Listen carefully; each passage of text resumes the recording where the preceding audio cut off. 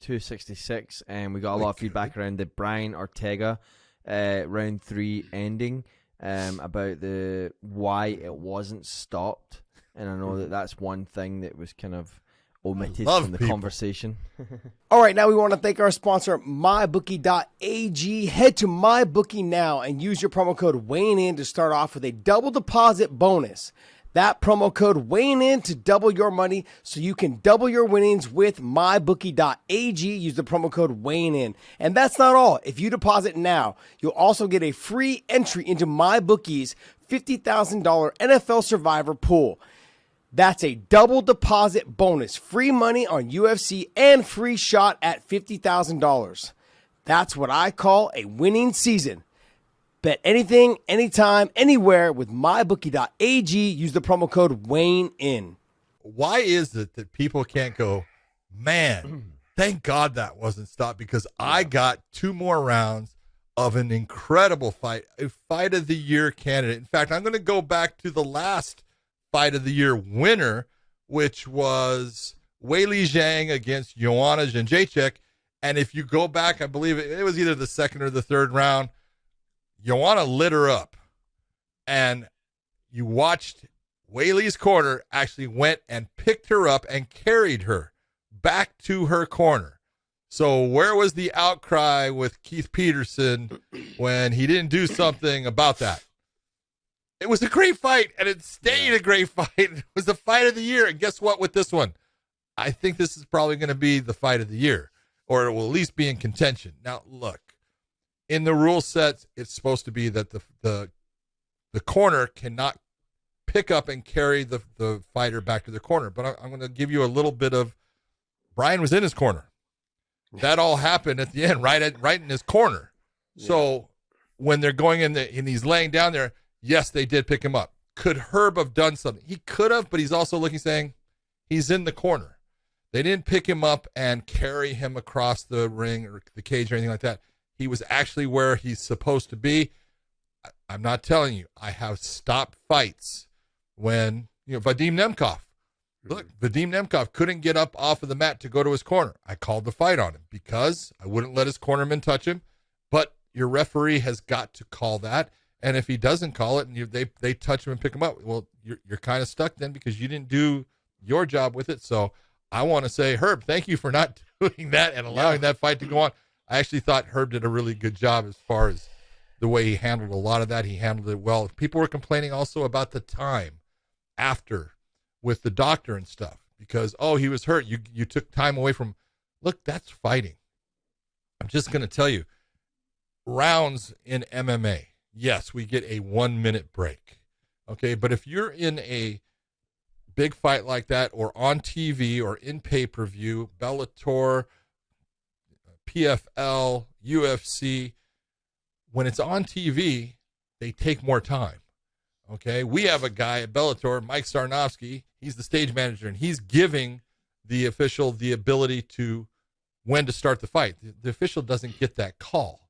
It's because there's TV stuff going on. So most of the time, that round is actually somewhere in the area of 1:13, 1:15 is the break in big fights like that because there's more talk. There's all this stuff going on.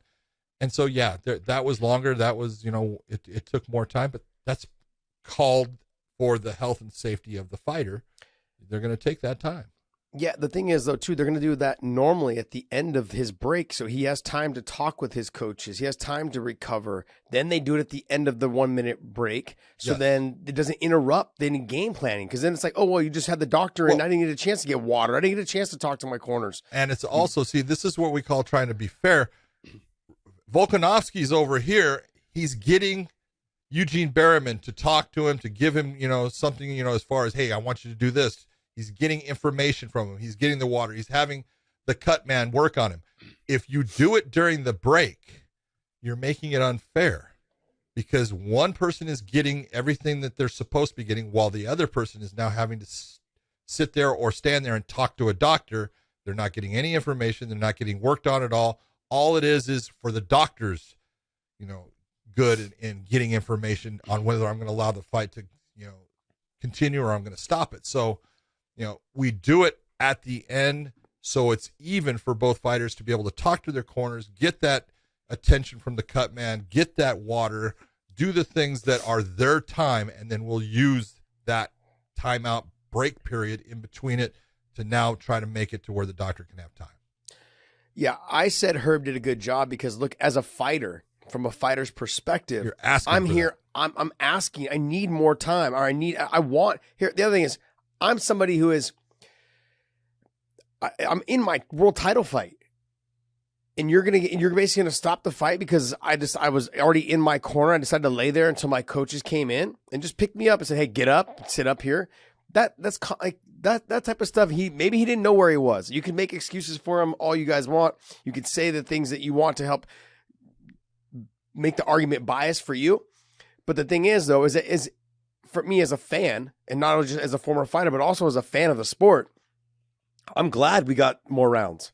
I'm glad I got to see Brian Ortega fight more. I'm glad I got to see that. That was a fucking fantastic fight. Oh, yeah. Look, I had it being a little bit more one-sided also. And people were like, yeah, it was a one-sided fight. You know, it should have been over.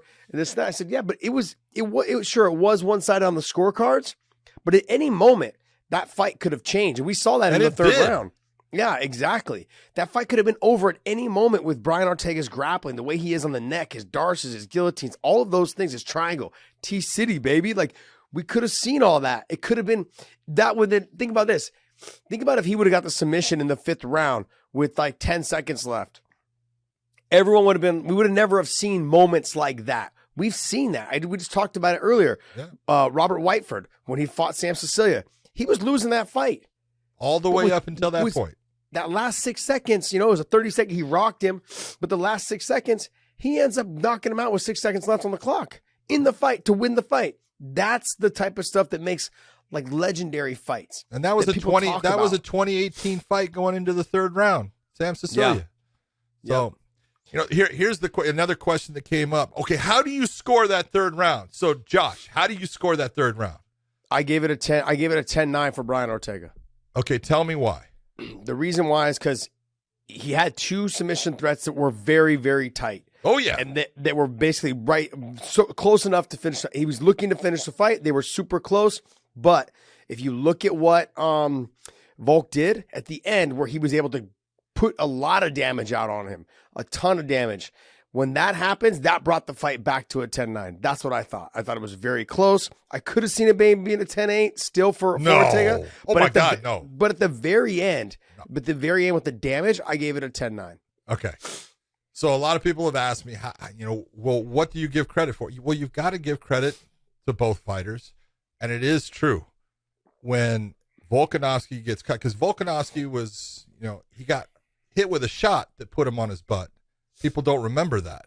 Yeah. That's really what put him on his butt. So he got hurt with that shot. Can't say exactly how much because obviously he had enough, in as far as activity in his brain and thought process to struggle and work and kick his way out of a very deep guillotine. Many times, and I say it all the time when we'll have commentators or I'm commenting and I'll say that's not going to work. Or the commentators, it's deep. It's like, no, it's not. That one was deep. Okay. That one was one that when you see someone work their way out of that, that's impressive because that thing was on. The body position was right. He was doing all these things that you go, oh, that's going to put him out. Volkanovski was tough enough to put up with the pain, the pressure, to get himself out of it. So that's one submission attempt down. That definitely puts him down. But then as he gets out, look, he started putting a whooping on Brian, and he hit him with some big, heavy shots. We're not talking just ground and pound, body, head. We're talking heavy, heavy blows that were damaging Brian. And then Brian throws on the damn triangle, and it's not tight in the beginning, and he doesn't have the arm across, but he gets it there for a moment, and it was tight. And you see that look in Volkanovski's face like, how in the fuck did I end up back here? Okay, and he works his way out, and then he gets on top, and he proceeds again, heavy ground and pound, lighting Brian Ortega up to the point where, he was almost put out in the end of that round because, one, he was exhausted. 2, he took a lot of big, heavy shots. You know, that all adds up. So when people are asking me, how do I score that? I'm going to tell you, I would have given it to Volkanovski. I hate to do that. I'm being honest based upon the 2 submission attempts. But here's the difference. When I have those 2 submission attempts and I look at Volkanovski, when he got out of the guillotine, the thing that impressed me so much was most of the time you'll see a guy, if he gets out of that type of submission and he ends up where he gets up on top, because Brian went for a Darce and it didn't work or anything and he kind of rolled himself over, but he ends up on top, you'll see most of the time, what do? Head towards the sternum, and they start to hold to get that air back. He didn't do that at all. He was going after him. He acted like he didn't lose any air, no time, heart rate is fine, just kept on going and put a whooping on him. Then he gets out of the second one and does it again. The big difference is Brian is getting hit by strikes that are damaging his brain. Mm-hmm. What Brian put on Alex is it's limiting his breathing, but it's not affecting his brain at all. Only if his brain shuts off based upon that's what his body will naturally do. If it doesn't get enough blood flow to the brain, it's going to naturally shut off. There's nothing he can do. So that's telling me that he was able to gut out through that. He showed me through his actions that he was not exhausted from it. Yeah. I have to say that Brian was the more damaged fighter in that round, and that's why I would give it a 10-9 to Alex Volkanovski. Yeah, the only reason why I gave it to Brian is because I felt like he was the one that was closest to finishing the fight. Sure, I know Brian took a lot of shots, but I look like to me, I think they were both close. They were both. I thought they were close, but they were both close. There was two occasions there where I felt like Brian had the it was close finishing sequence. Yeah, no doubt. So, but I'm not going any way in any which way. I'm okay with someone saying, "Well, I think Ortega." Okay, I just go off of I look at it and it I love submission, so it kills me to have a guy have 2 really good submissions. One that was outstanding. I thought it was going to finish the fight. Yeah, and for me not to give him the round off of that means the other guy did a lot of damage. Yeah. Yeah, I was splitting straws, though. I think splitting hairs there when we get there. But yeah, I gave it to Brian in those transitions, but then I gave the rest of the fight to Volk. Yep. Good fight, though. It was a great fight. I don't know if it's going to be fight of the year, but that round is definitely in the conversation. Oh, that round is fantastic. That round for sure is in the conversation. The fight itself, to me, was a little bit more one-sided, so when that happens, it's kind of hard to put that in the fight of the year category. But it was still a great fight to watch. It was fun. And like I said, in any moment, though, because we're talking about the Herb Dean, like not stopping it when they lifted him up, put him in his corner, we got to see more rounds. And that made it more fun. You know, Which and that's might not be a good thing for Brian Ortega. Yeah, this is true as well. But overall, it was a good fight because at any moment we saw in the third round, Brian could have finished the fight. Well, you look at the 5th round, Brian looked, as far as looking better good in the last fight, 2.5 minutes. Dude, he looked fantastic. He was actually coming forward. He was actually landing good strikes. It was like he was finally getting a second win while Volkanovski's second win was going away. So yeah. Or maybe Volkanovski just hadn't got his second win yet. He was on his first. That's it. He's on his first. He was just losing the tail end of that one. Good fight, though, man. It was a good fight. Fantastic.